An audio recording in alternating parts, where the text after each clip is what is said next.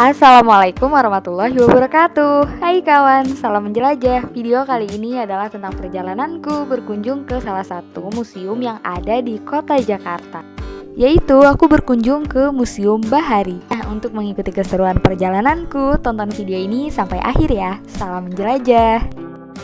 Negara Indonesia merupakan negara kemaritiman atau bahari yang punya kedekatan emosional dengan masyarakat Nusantara. Oleh sebab itu, mari kita berkunjung ke Museum Bahari. Salam museum, museum di hatiku, Museum Bahari, jayalah lautku.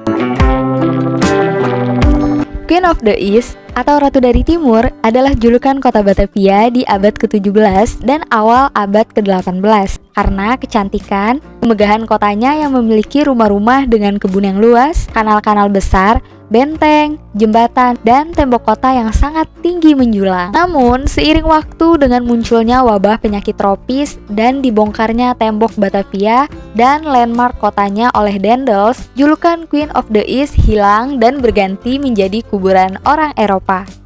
Kota tua Jakarta menyimpan segudang sejarah yang tak lekang dari masa ke masa. Ramainya aktivitas warga pesisir pelabuhan Sunda Kelapa tidak menghilangkan indahnya sejarah masa lalu, yaitu sebuah bangunan eksotis peninggalan Belanda yang berdiri kokoh yang bisa menjadi pilihan salah satu destinasi wisata di kota Jakarta. Pada masa pendudukan Belanda, bangunan Museum Bahari ini adalah gudang yang berfungsi untuk menyimpan, memilih, dan mengepak hasil bumi, seperti rempah-rempah yang merupakan komoditi utama VOC yang sangat laris di pasaran Eropa. Bangunan yang berdiri persis di samping Muara Ciliwung ini memiliki dua sisi, yaitu gudang sebelah sisi barat dan gudang sebelah sisi timur. Gudang barat terdiri dari 4 unit bangunan dan 3 unit diantaranya yang sekarang digunakan sebagai Museum Bahari. Gedung ini awalnya digunakan untuk menyimpan barang dagangan utama VOC di Nusantara, seperti rempah, kopi, teh, tembaga, timah, dan tekstil. Pada masa kependudukan Jepang, gedung-gedung ini dipakai sebagai tempat menyimpan logistik tentara Jepang. Lalu setelah Indonesia merdeka, bangunan ini dipakai oleh PT PLN dan PTT untuk gudang. Saat berkunjung ke Museum Bahari ini ada beberapa gedung yang bisa kita kunjungi, yaitu mulai dari gedung A, gedung B, dan gedung C. Gedung pertama yang kita masuki adalah gedung A. Ruangan pertama yang kita temui ini adalah ruang awal perkembangan pelayaran Nusantara, yang di dalamnya terdapat sebuah lukisan tata kota Batavia sekitar abad ke-17 hingga ke-18, di mana tergambar wilayah Batavia yang dikelilingi tembok sebagai garis terdepan pertahanan kota. Tembok ini dibangun sepanjang 5 km yang mengelilingi area seluas 130 hektar. Tembok kota sisi utara kini masih berdiri kokoh dan dapat ditemui di bagian depan Museum Bahari.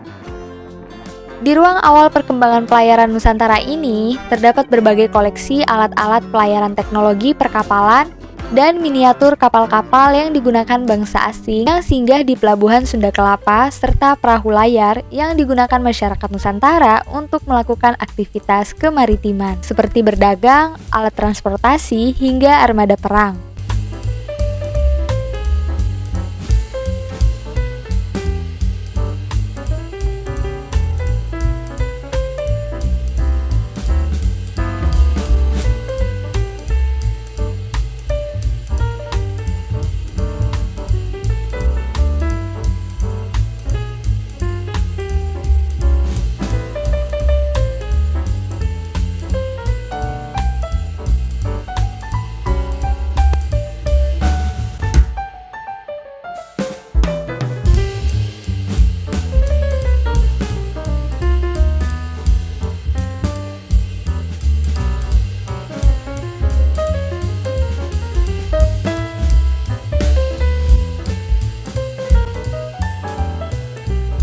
Perahu-perahu tradisional di sini itu kawan memiliki jenis dan bentuk yang menyesuaikan dengan faktor lingkungannya, seperti bagaimana kondisi laut, kondisi angin, dan peruntukannya ada yang dipakai untuk nelayan, untuk menangkap ikan, dan ada juga yang dipakai untuk penjelajahan. Nah, beberapa hal unik dari museum ini menjadi daya tarik wisatawan. Selain gedungnya yang megah dan bangunan Eropa, yaitu arsitektur yang melekat di bangunan ini pun memiliki ciri khas kolonial yang kental.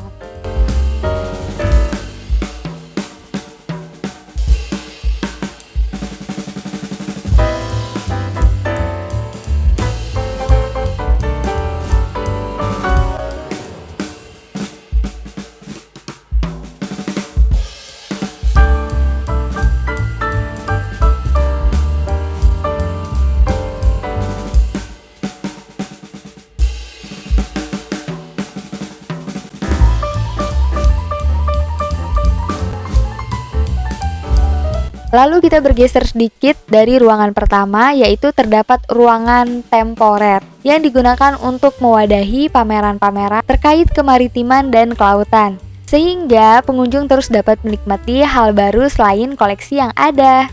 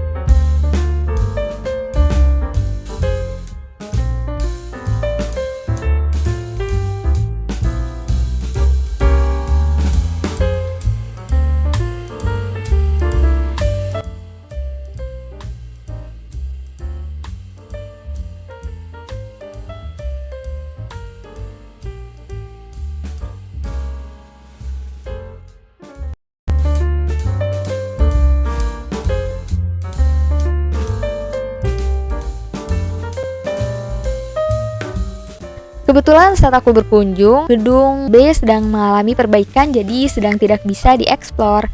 Lalu kita beralih ke gedung C, di mana di gedung C ini terdapat ruang koleksi perahu asli.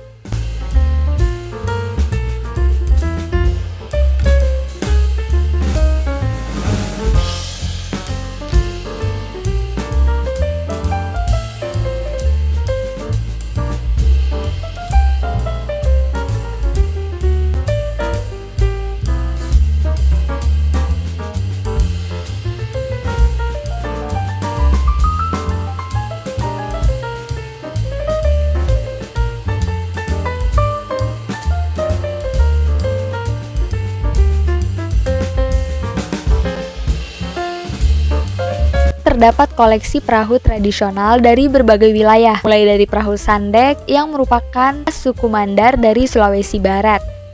Nah, kawan, di Museum Bahari ini selain kita bisa mengetahui sejarah tentang kemaritiman, di sini juga terdapat informasi mengenai cerita-cerita rakyat atau cerita legenda yang bisa kita baca di setiap sudut museum. Tepatnya ini berada di lantai 2.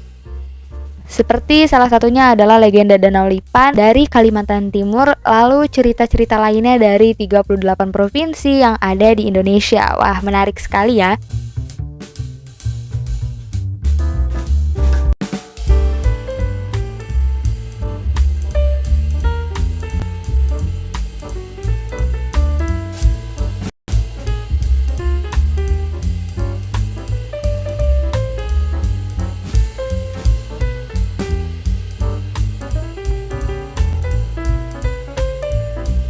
Sekarang aku sedang menuju ke lantai 3. Nah, untuk lantai 3 ini tidak ada apa-apa ya, kawan.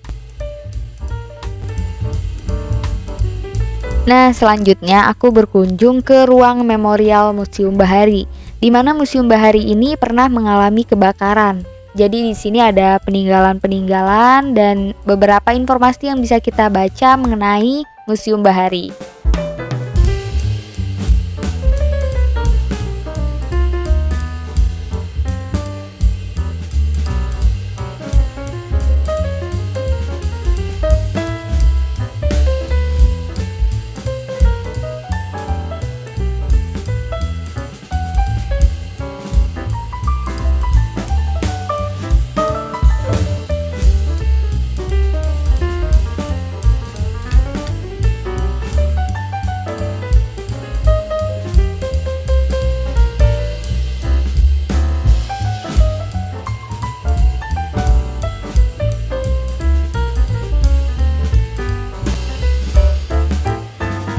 Nah, kawan, untuk di ruangan bawah, tepatnya di gudang sebelah timur, kita bisa melihat beberapa koleksi perahu dari Nusantara. Di sini bisa kita lihat ada perahu Candik Nusantara serta koleksi unggulan perahu Candik Papua atau perahu Semang Jayapura 02 yang tertinggal di titik 0. Di lokasi ini sebelumnya terdapat bastion benteng Culemborg yang dibangun oleh Gubernur Jenderal Antonio van Diemen seiring pembuatan tembok keliling kota di tepi barat. Nama Culemborg berasal dari nama kota kecil tempat kelahiran Van Diemen. Saat itu, di dekat bastion Culemborg terdapat sebuah menara pemantau berbentuk tiang menara dengan pos petugas di atasnya. Kubu Culemborg dihancurkan oleh Daendels pada tahun 1808. Lalu pada tahun 1839, di atas bekas bastion itu dibangun kembali sebuah menara pemantau, tempat berkantornya Syah Bandar Pelabuhan Sunda Kelapa. Menara ini juga berfungsi sebagai kantor pabea sebagai bagian dari perbentengan Belanda.